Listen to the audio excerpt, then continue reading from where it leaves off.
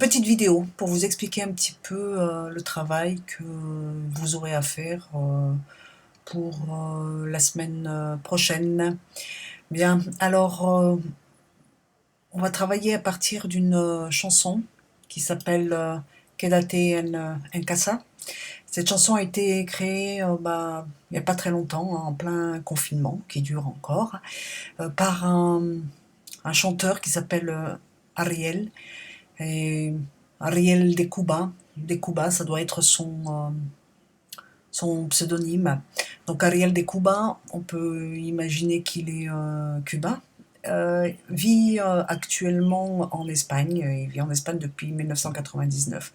Donc on peut supposer qu'il est actuellement en Espagne, en confinement, avec sa famille. Vous verrez d'ailleurs dans la vidéo, on voit son enfant. Puisque sur cette vidéo, il est dans son studio d'enregistrement et il enregistre la chanson. Donc il a été interviewé par une chaîne de télévision espagnole, Cadena 3, parce que sa chanson est devenue virale, hein, et c'est devenu un tube sur les réseaux sociaux, sur le net, et les gens se sont appropriés sa chanson et ont fait leur propre vidéo. On verra justement, on travaillera sur une vidéo en particulier. Bien, alors qu'est-ce qu'il dit à propos de sa chanson? Hice el tema, hice la canción, para desparramar alegría. Desparramar, c'est pour diffuser, pour répandre, voilà, pour répandre la joie. Ante esta pandemia que invade, c'est le verbe invadir, envahir, invade el mundo. Bien, vous aurez d'abord dans ce fichier, vous avez le lien de la vidéo originale, hein, dans laquelle apparaît Ariel. Vous cliquerez dessus. Alors voilà, moi je vais cliquer et c'est cette vidéo-là. Vous verrez d'ailleurs Ariel et son enfant. Hello mi gente, yo soy Ariel de Cuba. Mi mejor aportación para la campaña Quédate en casa contra el coronavirus es con música. Vamos a hacerlo. Arielito. ¿Estás listo? Vamos a darle. Consejo de la Organización Mundial de la Salud. Si no haces caso, allá tú. Ariel de Cuba. Quédate en casa. Quédate en casa. Dale, quédate en casa. No salgas muchacha. Hay un virus afuera. Y el mundo está en candela. Ahí está el coronavirus. Mirándole a Luis Chino. Si no toman medidas, estamos bien jodidos. Bien, alors bon, je vais pas visionner toute la vidéo, vous aurez le temps de la voir de votre côté. Bien, alors vous allez travailler cette chanson. Vous lirez bien cette partie-là, puisque j'ai fait un copier-coller hein, d'un article qui est sorti il n'y a pas longtemps sur Ariel de Cuba. Ça vous permettra un petit peu de savoir de le situer et puis quel est l'objectif de cette chanson. Quel est l'objectif de cette chanson? D'ailleurs, vous devez répondre à une question et vous vous aiderez de ce petit texte-là. Alors, le travail à réaliser à partir de la chanson. Donc, vous allez travailler sur cette vidéo-là et vous allez travailler également en parallèle sur une autre vidéo sur ce site-là, sur le site Happyscribe. Où c'est un site, je crois que c'est une application que j'ai déjà dû vous montrer en classe, qui fait la transcription en fait de tout ce qui est auditif. Alors ici, vous avez la transcription de toute la chanson à partir de cette vidéo-là, et sur le côté, vous avez la traduction de certains mots, ou les explications de certains mots que j'ai surlignés dans le texte. Alors, je vous ai dit que cette chanson, je ne sais pas si je vous ai dit que cette chanson est un tube en ce moment, et les gens se sont appropriés cette chanson-là et ont fait leur propre vidéo. Là, je vais vous montrer une vidéo dans laquelle apparaît apparemment c'est un jeune homme, ça doit être non pas un danseur, un professeur de fitness, hein, puisqu'il fait la chorégraphie, il a créé une chorégraphie à partir de la chanson d'Ariel. Alors je vous le passe rapidement, mais pas entièrement, hein. Ese coronavirus, no te metas en lío. Esto no es pa' juego, pa' el mundo entero. Cuida a la abuela, cuida al abuelo. Si nos unimos, venceremos. Somos humanos, demos la mano. No importa el político que sigas tú. El planeta necesita de tu actitud. Ahora es el momento de actuar. Esto es coronavirus, dejamos para quédate en casa. No salgas, muchacha. Bien, alors, vous travaillerez en parallèle, hein, avec la vidéo d'Ariel et le texte sur Happy Scribe avec cette petite vidéo, si vous voulez. Donc, je vous ai mis le lien. Je vous ai autorisé normalement l'accès à cette page-là. Si vous avez des soucis, vous me le dites, hein. Des soucis pour entrer sur cette page-là avec le lien. Il faut m'envoyer un mail pour me dire, pour me le signaler, pour que je puisse régler le problème de suite. Donc vous allez d'abord visionner la vidéo sur Happy Scribe, ensuite sur votre cahier. Alors bien attention, là on commence le travail. Vous allez lister tous les ordres et toutes les interdictions qui sont données par le chanteur. Donc vous verrez là, il y a plein d'ordres et plein d'interdictions, puisque l'objectif de cette chanson, c'est bien sûr de freiner la propagation du virus et puis de rester forcément à la maison.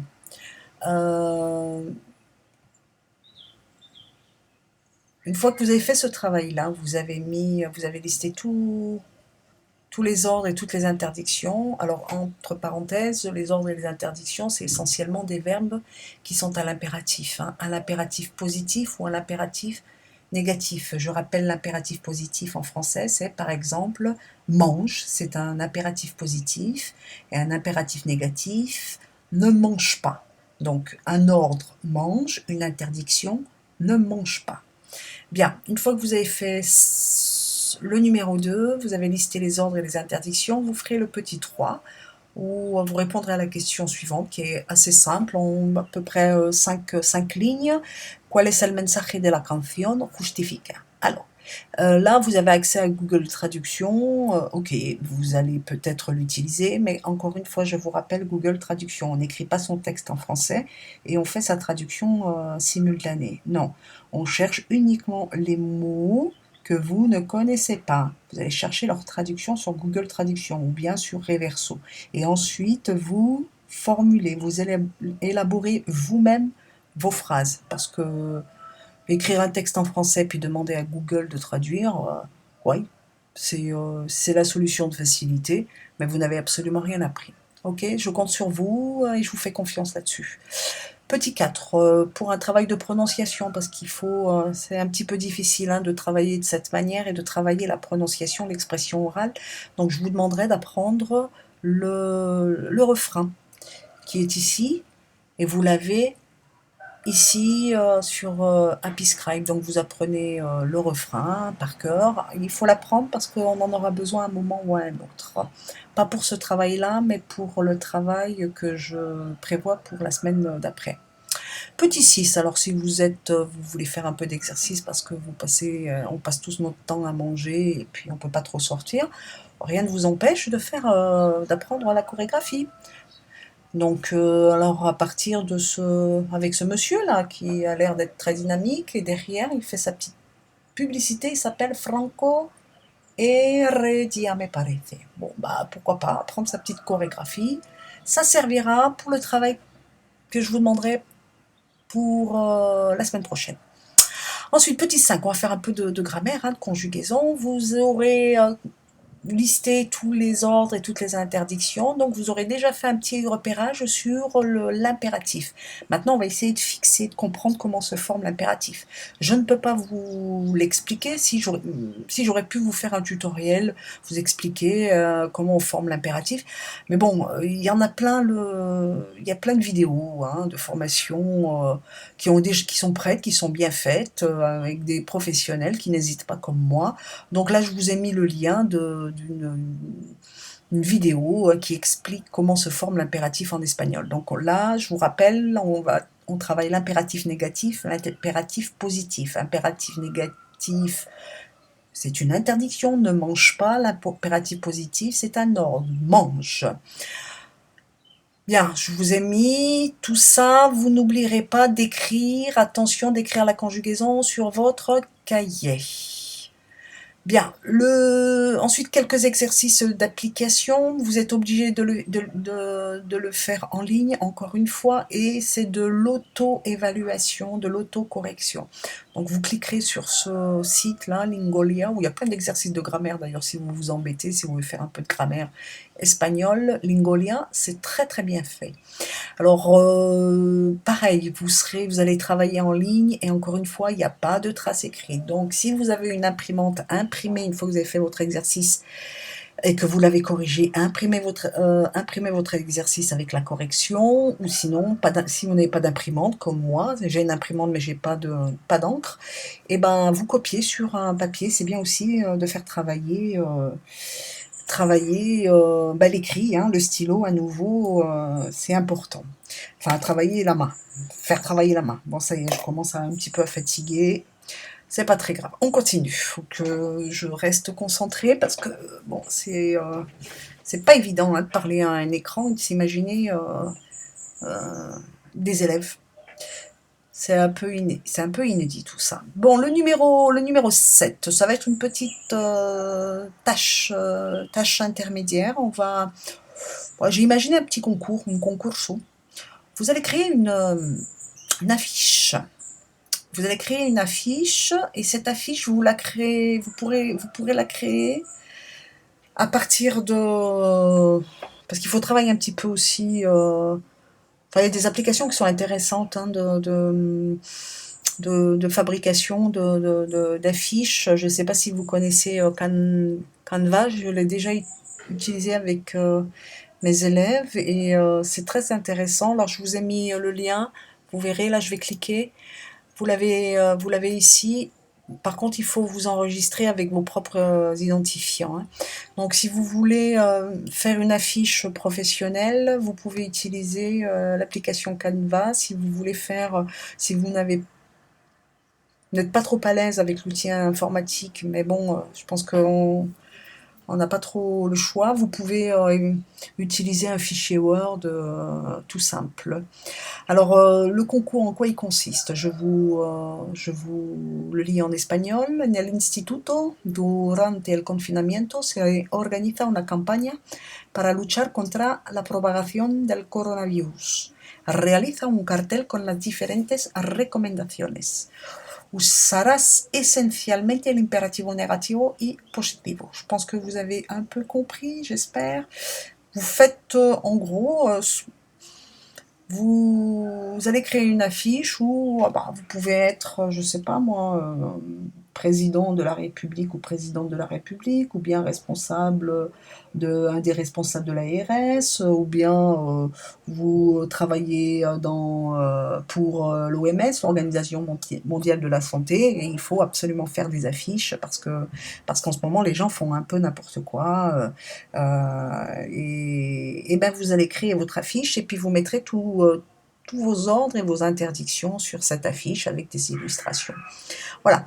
Donc là, on va utiliser, on finira ce travail avec cette activité-là, et puis on verra la semaine prochaine ce qu'on fera, parce que l'objectif c'est finalement de créer notre propre vidéo dans laquelle on y sera tous, chacun à notre manière. Je vous expliquerai plus tard, ne vous inquiétez pas. Faites déjà ce travail, c'est déjà pas mal. Je vous laisse une semaine pour le faire. Je vous donne peut-être rendez-vous, mais il faut que je vois un petit peu comment on va Je vais m'organiser à peu près une fois par semaine hein, en direct. Donc on pourra utiliser une plateforme hein, type classe virtuelle ou bien d'autres moyens de communication pour répondre à vos questions, à vos doutes. Donc peut-être mardi prochain. Et puis ce travail a bien sûr à faire pour mercredi prochain. Donc je vous mets tout ça sur Pronote et puis je vais l'envoyer aussi en double aux élèves qui m'ont remis leur adresse mail personnelle. Voilà, je vous souhaite beaucoup beaucoup de courage et puis ben il n'y a qu'une chose à dire, quédate en casa. Adios.